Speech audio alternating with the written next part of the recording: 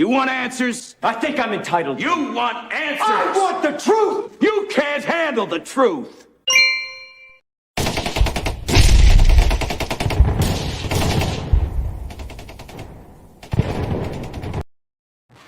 Oh, I think you can handle the truth, folks. Welcome back to the Prepared Mind channel. Be sure to hit subscribe if you're not a subscriber.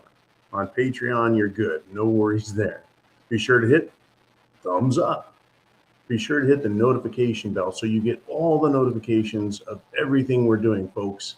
I am anticipating escalation. See, their narratives continue to fail. We're all watching and awake, and they have to keep us confused, keep us scared. So escalation, I think it's coming. I'm expecting it. I'm anticipating it. This is based on the fact that they need something. They need a boogeyman, folks. People aren't afraid of cerveza bug the way they need them to be. They're just not buying it. They don't really, I think, have the momentum in Ukraine, so they're upping their game. But let's understand who Russia is in this. Since 2016, they have showed Russia is the enemy to hate. And I think everyone was like, well, isn't China the one that does human rights violations? Didn't they have Tiananmen Square in China? Aren't they taking their ethnic religious folks in China and putting them in concentration camps and work camps and death camps? Isn't China the one that puts safety nets outside of windows so factory workers can't jump to their death? It's like, nope, come back out of the net and get back in your workstation and work for free. Xi Jinping needs a new yacht. But, despite all the Chinese stuff, and not to mention, they released the cerveza bug on the world, according to some. Others are like, no, it was a joint venture, because everyone wants the Great Reset, and they're just fighting over who gets to control everything after that event has occurred. But Russia's the bad guy. Don't pay attention to that Chinese country staring at you, that 5 billion pound elephant in the room. It's Russia. So how do they do that? Well, they've been picking on them since, like I said, 2016 with Trump. They started this narrative years and years ago. And Joe Biden, President Xi Biden, he says Putin is committing genocide. Well, just the other day, he said, well, he's got some atrocities on his hand. He's kind of a war criminal, a murderous thug, but we're not quite there. We're gathering evidence. Or is it manufacturing evidence? Whatever the case may be, folks, here's the quote.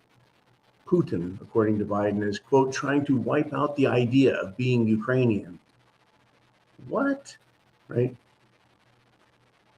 How can Putin in Russia go into Ukraine, invade it, and that is going to wipe out the idea of being Ukrainian? I mean, when another country attacks, one country attacks another, the country that's being attacked remembers who it is and says, that's the reason we're fighting, which is exactly what you and I should be doing as patriots. They're trying to wipe out the idea of being American. Once again, this is projection. What is Joe Biden and the Democrat Party doing and their globalist cohorts in the corporate world doing? They're trying to wipe out the idea of being an American. They're killing the military idea, right? They're killing the cultural idea. They're killing the historical idea. They're killing the political idea of being American. That's right, folks. They're the ones killing the idea. They hate America, so they're killing everything about it, trying to replace it with something. But they don't want to admit that. But they will point to Putin, evil Putin, and say he's trying to wipe out the idea of being Ukrainian. And then he calls that genocide. Well, I thought genocide was wiping out an ethnic group. Are Ukrainians ethnics? I don't know. I thought it was a country with borders, kind of like, well, if you're English or you're French or German, you're just white. I'm pretty sure Ukrainians, Lithuanians, Estonians, Russians, Poles, Czechs, Hungarians, I think they're all white, aren't they? But now we're trying to make it sound like it's an ethnic genocide by wiping out the idea of being Ukrainian. And then after all that, Biden says we're going to send another $800 million in weapons to Ukraine. Let's just round the number up to $1 billion. Once we put in transportation costs, logistical expenses, yeah, $1 billion. Another billion is going to be sent over there. They don't want to let the Ukraine thing go. The people don't care. And here's how this works, right? The American people are riled up. Their support is asked for. And then after a while, Americans go to sleep. But the government says, well, we started that. We're going to keep doing it. Iraq, Afghanistan, now Ukraine, we're just going to keep sending money over there. And the Americans are like, oh, yeah, whatever. Just get it done, right? But they need us not to just say, get it done, folks. They need us to be afraid. So they also did this, right? A big Russian warship was on fire, smoking. So the mainstream media over here is calling it a flagship. Well, all military ships are flagships because they have a flag on them. They're not privateers, they're military, but they want to make it sound important. A Black Sea flagship, right? Now, Russia says it was a fire and it caused some munitions to explode. Ukraine says it was a missile strike. One of their domestically made missiles hit it. So Russia's downplaying it. Ukraine is upplaying it, trying to, I guess, encourage the freedom fighters, encourage the people and let them know, hey, yeah, people of Europe, people of US, we're fighting back. We're not going to take Putin's crap, right? They're continuing to have these events. If you recall last week, a fuel storage tank exploded over in Russia, just over the border. And the Ukrainians jumped up and took credit for that.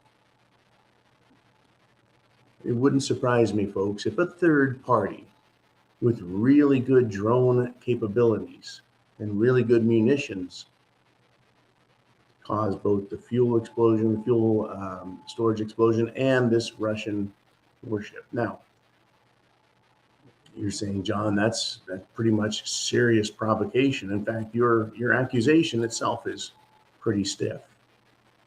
Well, false flags are used to control the way people think. It is to control the perception. Kind of like this New York subway shooting thing. It appears, and there's film and people are talking about it, and I may get into it a little bit later with more, but it appears that there are some crisis actors in that. And what better place to hold a staged event where you can control what people see and you can control the number of people and ensure that your critical actors are the only ones there. For example, if one train car is overcrowded, people will leave it and go to other train cars if it looks to be too crowded. Right? It's just interesting how these things are manufactured.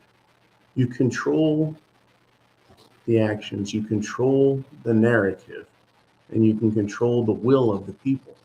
That is the essence of false flag. And folks, they're trying to control the minds of over 1 billion people in Europe and America. And they're doing a very poor job of it. So I anticipate escalation. They're going to have to do more to keep us interested in Ukraine because we've got a lot of other stuff on our plates. What are you anticipating on happening? What are you expecting to see? I'm expecting to see a very big event occur over that. A very big event. So stay tuned, stay aware, stay awake. Chance favors the prepared mind is yours. Godspeed. Semper Fi.